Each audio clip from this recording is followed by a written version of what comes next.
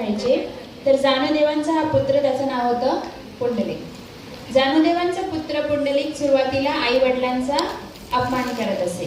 तो त्यांच्या आई वडिलांना नीट बोलायचं नाही, तो कोणाशीच नीट वागायचा नाही.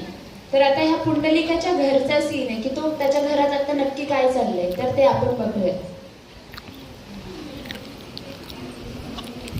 अरे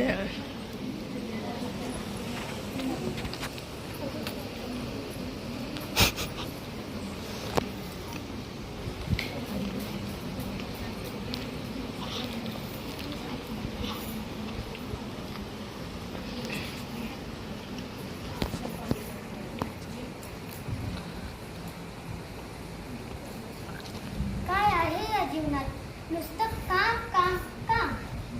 ऐ, जेवायला वाढ मला.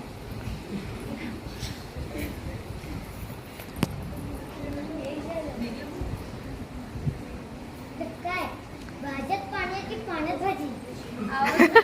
त्याच्यापेक्षा चांगलं जेवण कुठं भेटतं? बाहेर.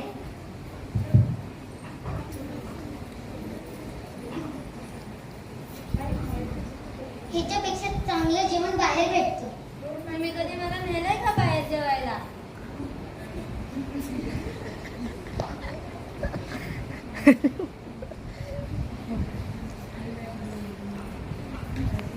तुला घराची कामं करायची ते तू कर.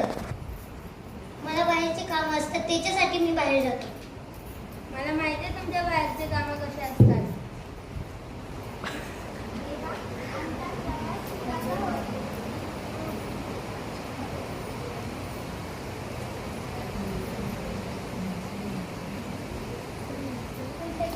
आम्ही काशीला जातो.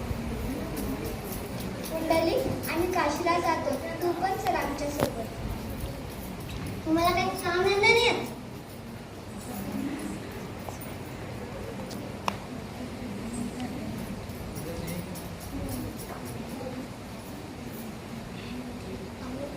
पाणी दे मला.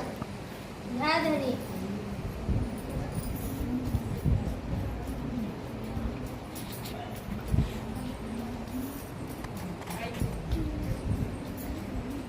राम राम, कुठे चालला? काशीला चाललोय.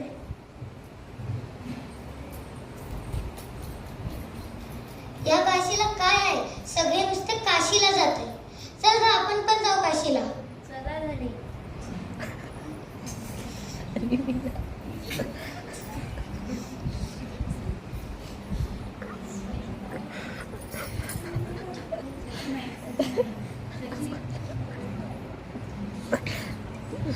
आओ धनी, हे बघा तुमचे आई बाबा. हा, तर त्यांचं काय करायचं? ते इतके हळू चालतात.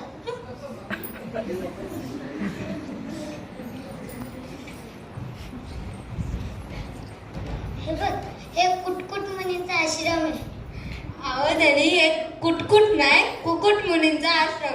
अरे देवा देवा, माझ्या पाठी लय ताप आहे. हा तेच, चुप बस. माझा झोपा.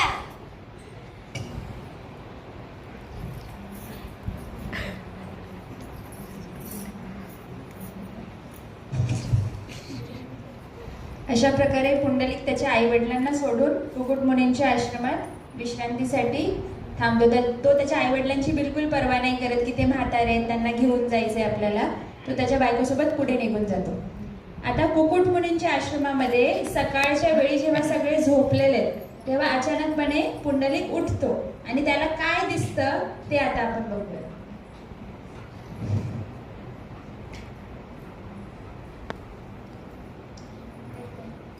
हे देव्यांनो, तुम्ही कोण आहात? अगं, हाच तो पुंडलिक ज्याने आपल्या आई वडिलांचा आयुष्यभर अनादर केला. ह्याच्याशी बोलायचं नाही बरं.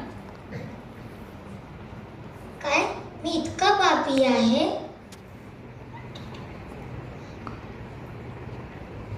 मला या पापातून निघायचा मार्ग दाखवा.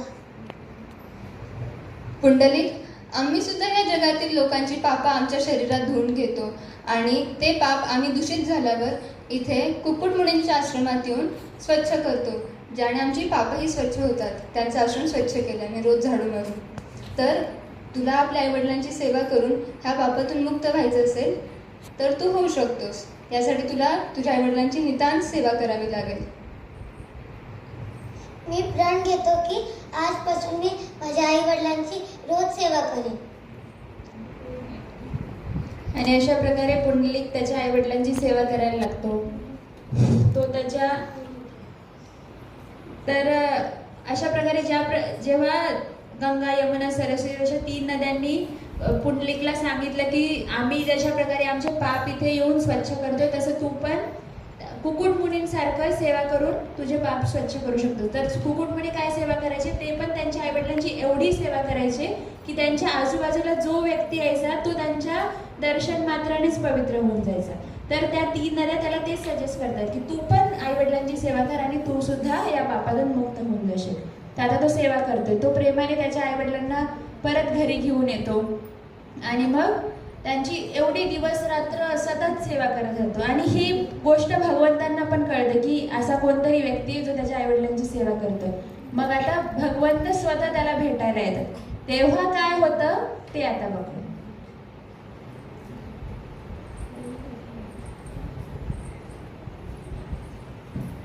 हे पुंडलिक, मी तुला भेटायला आलोय.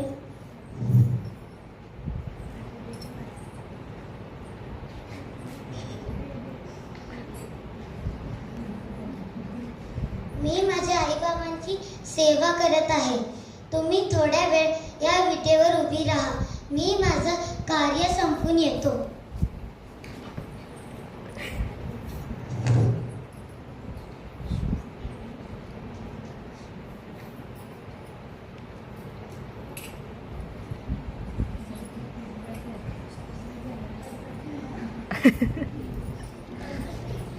अरे मर जाएगा.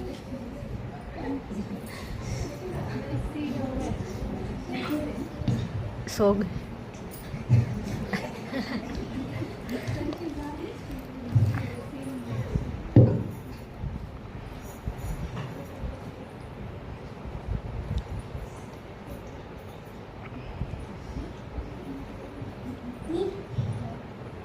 मी तुझ्यावर खूप प्रसन्न आहे. तुला जे वर मागायचे ते माग. मला फक्त इतकं पाहिजे की तुम्ही इथेच उभी राहा आणि सगळ्या भक्तांना तुमचं दर्शन द्या. तथास्तु. अरे